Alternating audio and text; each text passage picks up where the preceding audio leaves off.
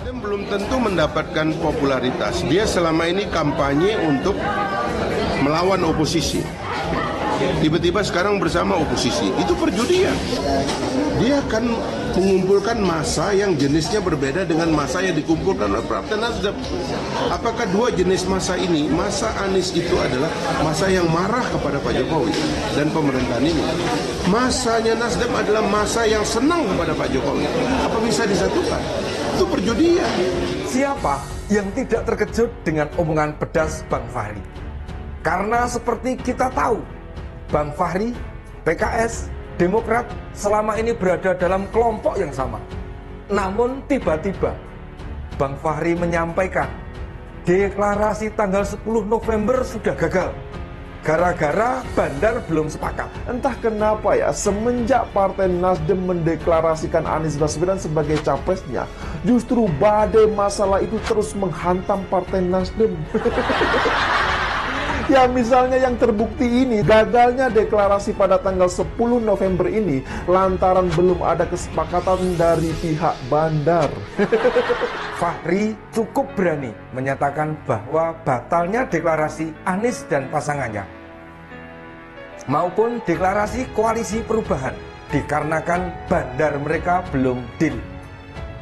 Statement ini bukan hanya keras, tetapi juga pedas. Pernyataan Fahri disampaikan dalam sebuah acara talkshow, sebuah media online.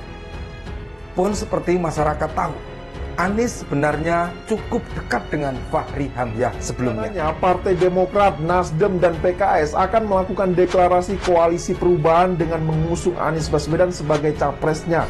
Ya tapi sayang, rencana deklarasi tersebut ya ternyata tidak jadi alias batal.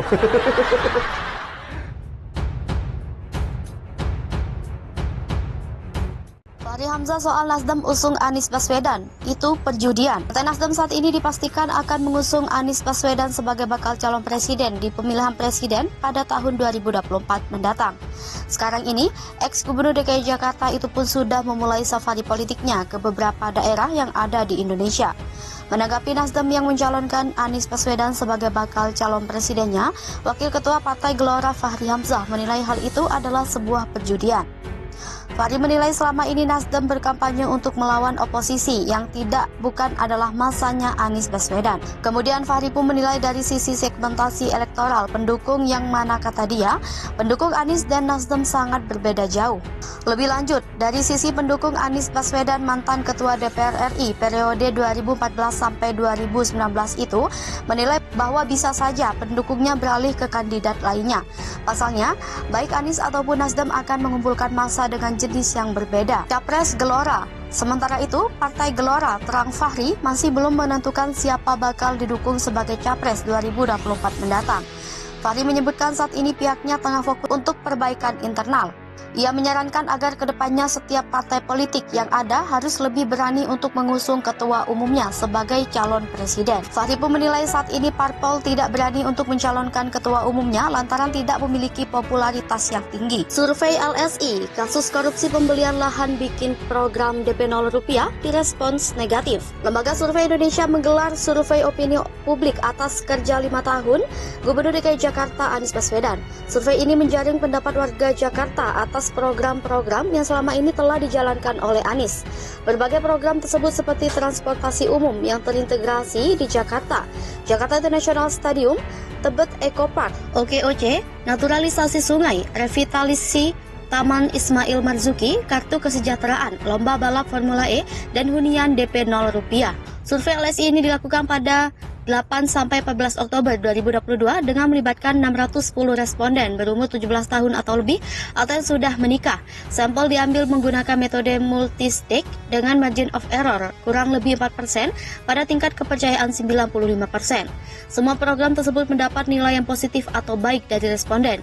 Namun ada satu program yang mendapatkan respon negatif, yaitu tentang program hunian DP 0 rupiah, kurang dari 50% menilai positif. Jayadi Hanan menyampaikan bahwa program ini populer di banyak kalangan masyarakat, namun penilaian positif atas program ini paling rendah dibandingkan dengan program lainnya.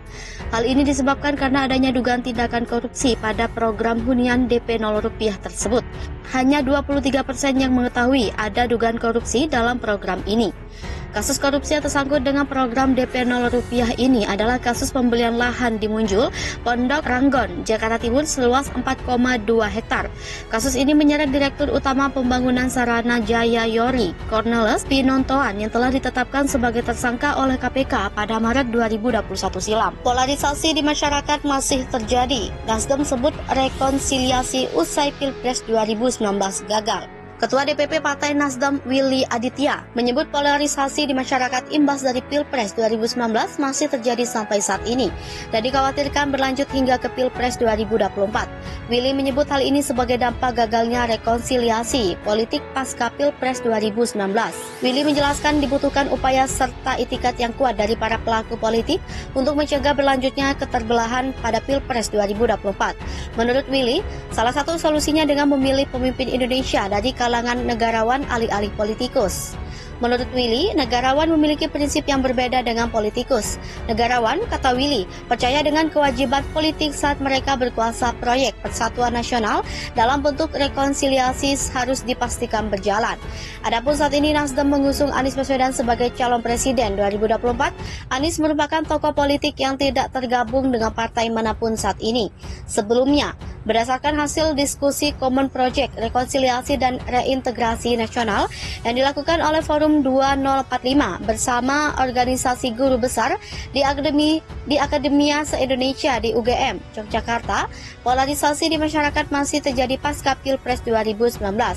Adapun akademikus yang terlibat dalam diskusi itu antara lain Neurosains Roslan Husni Hasan, sosiolog Robertus Robert, pakar politik Erlangga Pribadi Kusman, praktisi telematika MS Manggalani, hingga pakar komunikasi Masa Riyawanti. Kajian lembaga tersebut bergabungnya Prabowo Subianto dalam pemerintahan Jokowi Ma'ruf Amin tidak serta-merta menyatukan publik luas dalam kerjasama yang produktif. Fakta itu mengindikasikan sebelum adanya upaya serius dari berbagai kalangan untuk merajut persatuan bangsa yang terkoyak oleh perkubuan politik. Ketua Forum 2045, Untoro Haryadi, menyebut ajakan rekonsiliasi dan reintegrasi bangsa menjadi sangat relevan mengingat Pilpres 2024 sebentar lagi. Menurut Untoro, rekonsiliasi dapat mengantisipasi perpecahan sebelum pesta politik itu dimulai dan meredam wacana politik identitas yang praktiknya kembali marak belakangan ini. Anies Baswedan bertemu Gibran Rakabuming di Solo. PDIP ada udang di balik batu. Ketua DPP Partai Demokrasi Indonesia Perjuangan Said Abdullah menilai ada maksud tertentu dari Anies Baswedan kala menemui Wali Kota Solo Gibran Rakabuming Raka. Keduanya bertemu di Solo pagi tadi. Menurut Said, pertemuan ini merupakan cara Anies agar lebih dikenal publik. Said menilai Anies memanfaatkan Gibran Rakabuming untuk kepentingannya sendiri. Menurut dia, Anies sedang mencari keuntungan politik untuk 2024. Adapun pujian Anies kepada Gibran, kata Said, dilontarkan karena Anies tidak punya kinerja. Saat ditanya apakah pertemuan Anies dengan Gibran membahas pemilihan Gubernur DKI Jakarta, Said mengatakan bahwa Anies tidak punya partai. Di sisi lain, kata dia, Gibran adalah kader PDIP. Oleh sebab itu, ia menampik jika Anies menjadi kingmaker di DKI dan menyebut pendekatan Anies ke Gibran merupakan trik memecah belah PDIP. Said menegaskan partainya belum memutuskan sosok yang bakal disodorkan menjadi calon gubernur DKI pada 2024. Dia mengatakan keputusan ini sepenuhnya diserahkan pada partai. Mantan Gubernur DKI Jakarta Anies Baswedan gubernur dengan Wali Kota Solo Gibran Rakabuming Raka di Hotel Novotel Solo Selasa 15 November 2022 pagi. Pantauan Tempo, Gibran tiba di Hotel Novotel Solo pada sekitar pukul 7.45 WIB, langsung disambut Anies yang sudah berada di hotel itu. Keduanya kemudian menikmati sarapan pagi sembari mengobrol di resto hotel setempat selama sekitar 1 jam. Ditemui awak media, seusai sarapan bersama, baik Anies maupun Gibran membantah ada pembahasan seputar politik dalam pertemuan mereka itu. Anies mengemukakan pertemuannya dengan Gibran pagi itu dalam rangka silaturahmi, bahas soal kota Solo hingga transportasi umum. Menurut Anies, obrolannya dengan Gibran tak lepas dari kondisi dan perkembangan kota Solo saat ini. Senada dengan Anies, Gibran juga menuturkan pertemuannya dengan Anies lebih banyak berbagi cerita dan pengalaman, serta menyinggung masalah pengelolaan kota termasuk diantaranya soal transportasi umum. Anies menilai Gibran sebagai wali kota Solo telah menunjukkan banyak hal positif. Saat dimintai pendapat tentang Gibran yang dianggap oleh beberapa kalangan layak untuk maju dalam ajang Pilgub DKI Jakarta, Anies mengatakan bahwa Gibran sendirilah yang paling tahu layak atau tidaknya untuk maju.